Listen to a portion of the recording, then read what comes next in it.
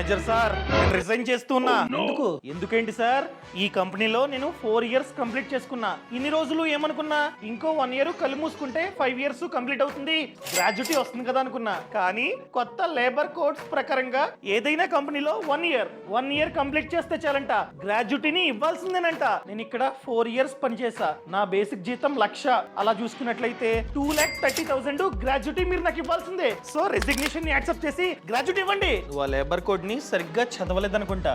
నీలాంటి permanent employees ఏదైనా కంపెనీలో 5 ఇయర్స్ కంటే ఎక్కువ పనిచేస్తే మాత్రమే గ్రాడ్యుటీ వస్తుంది. అదేంటండి?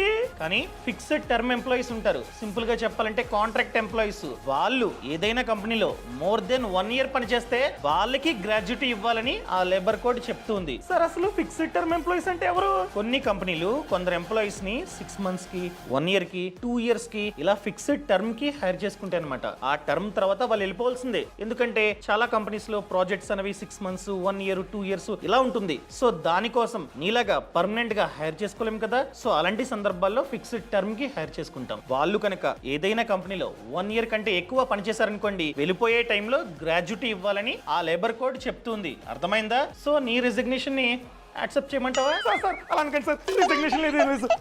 ఈ సమాచారాన్ని జాబ్ చేస్తున్న ప్రతి ఒక్కరికి షేర్ చేయడం అస్సలు మర్చిపోద్దు. ఈ పేజీని ఖచ్చితంగా ఫాలో అవ్వండి.